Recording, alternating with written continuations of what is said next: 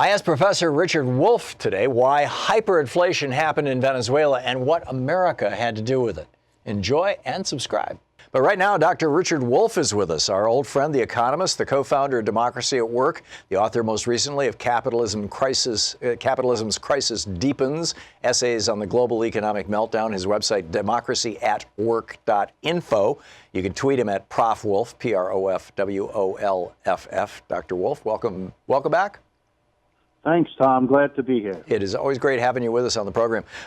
Venezuela, I wanted to talk about Venezuela and hyperinflation and kind of tie it into the discussion of the Green New Deal and how Republicans are saying that would lead to hyperinflation here in the United States. They're saying, hey, if you want to spend a couple $1 trillion doing something really cool, the government's going to have to print money and you're going to end up looking just like Venezuela. You're going to have hyperinflation. You want to have Venezuela, do the Green New Deal. That's what these socialists are trying to bring to you.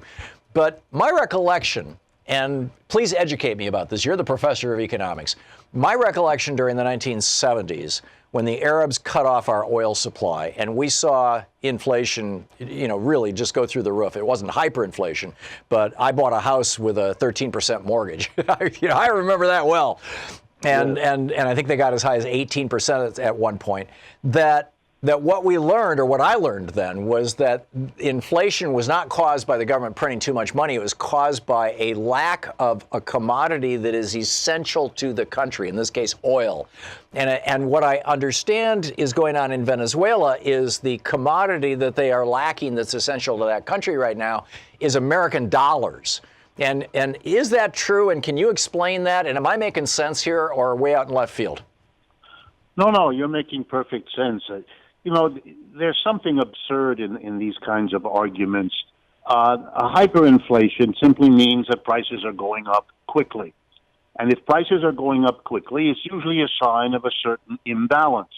Either there's more money chasing after insufficient numbers of goods, or there's not more money, but there's a drop in the availability of goods so that competing people wanting to get the scarce goods bid up the price, because that's how markets work. If there's more people who want something than there is of that something, the people start bidding against each other, driving up the price.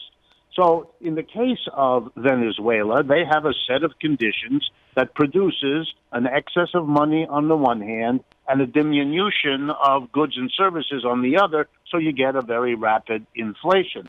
Other countries have had that, countries that have nothing to do with socialism. It's really not relevant to that. It can happen in a socialist country, but it typically has happened much more often in capitalist countries when those conditions occur. The argument that you can't have a New Deal, green or otherwise, because the government will spend money to do it, and therefore will have an inflation. I mean, the best way to answer that, since it is stone cold wrong and silly, is to remind people that the Green New Deal is a play on the term New Deal. And in the 1930s, we had a New Deal in which the government spent an enormous amount of money, putting 15 million people to work, paying their salaries, creating Social Security, which gave millions more money every month, creating unemployment compensation, none of which had existed before, pumping more money into the economy. Did we have the inflation that these worrywarts want us to think about? No. Prices fell in the 1930s. Not only didn't they go up quickly, didn't go up at all, they went down. And so the reality was putting all those people to work produced the goods and services so that the money the government spent was easily used up to buy those things, not only at no rising price, but actually the things were produced in such quantities that the prices went down, even though the government was spending more money. So in order to answer these kinds of questions, you have to stop doing the kind of ideological quackery that you hear about this. The people who are against the Green New Deal don't want the government to be doing the things that they would prefer to make private profit on. The rest of it is a lot of BS to prevent that, to keep their privileges, to keep the very system that produced the inequality you were talking about before we began conversing. Beyond that, economics-wise, it's silly. Yeah. So and I see this a lot on television. I see it even on television networks where the hosts appear to be kind of leaning left, like MSNBC and some of the shows on CNN, where AOC is great and Bernie is great, but we really can't afford that. And I'm hearing this now from presidential candidates. In fact, several of them have come forward and said, no, Green New Deal, no, I can't. Medicare for all, we can't afford that. Education for all, we can't afford that. And I keep banging my head against the wall, particularly when I hear like Democratic senators saying this kind of crap, forgive the word, because my recollection, and again, please fact check me on this, is that during the GI Bill in the 1950s, 60s, and early 70s, for every dollar that we spent educating young men and women who came back from World War II, college educations, we got an additional $7 in government income, that is tax revenue, that we wouldn't have otherwise gotten because they had higher incomes, and so they paid higher tax rates. That when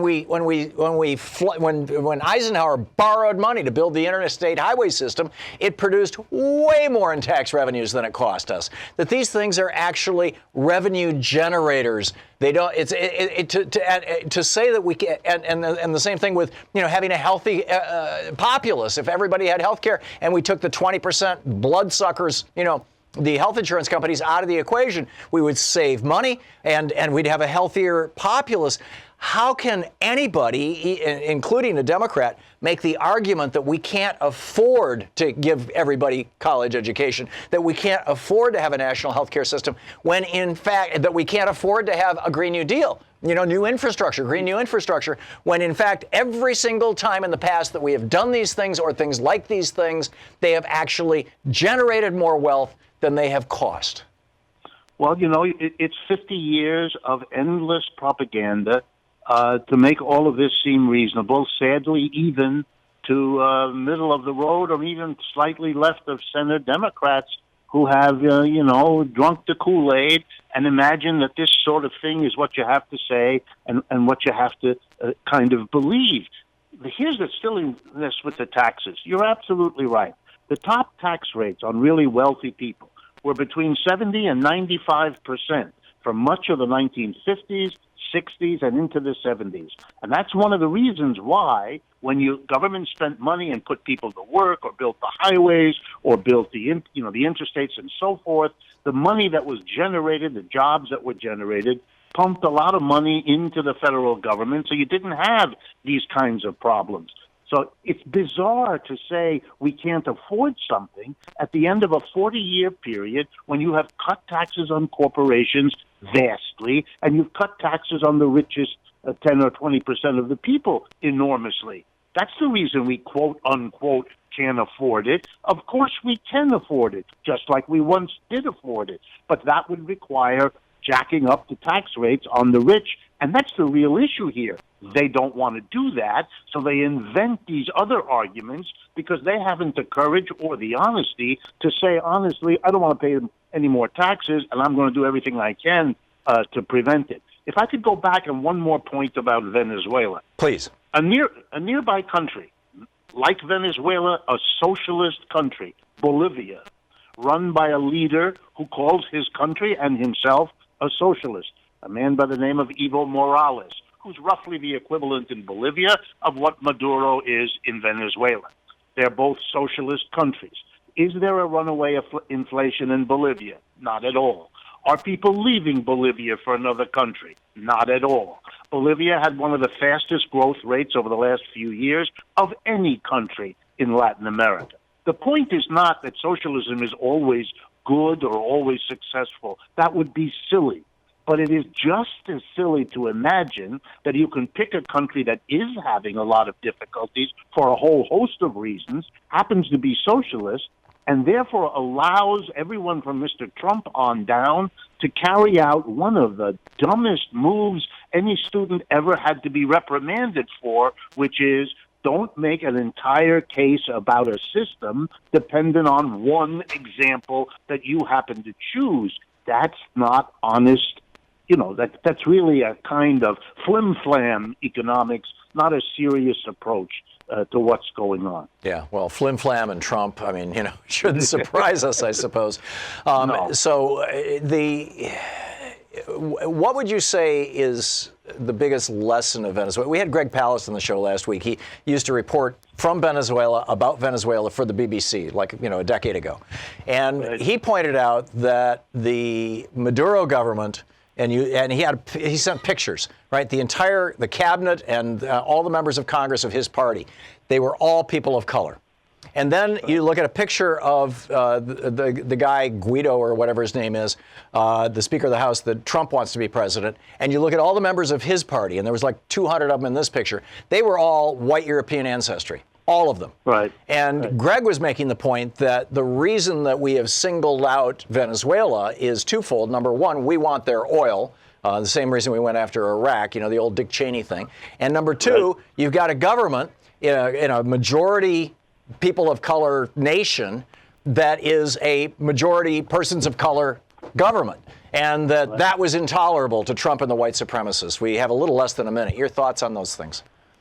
Yeah, I mean, the United States, it's again a little bit like the earlier argument. The United States has tried to get rid of Chavez. That failed, and it went to work for the last 20 years trying to undo that government with trade sanctions, military interventions, freezing their assets, number one. Number two, you have that minority sitting at the top of Venezuelan society, rich, white, etc., that doesn't want to lose its century and a half of special privileges sitting on top of a very poor country. Then you have a revolutionary effort, Chavez and now Maduro, trying to undo that. They have two enemies, the hardcore who controlled industry and banks inside their country, that white ruling class, and the Americans as their allies. That's a hard row to hoe, and a lot of their problems come out of that confrontation. Brilliant.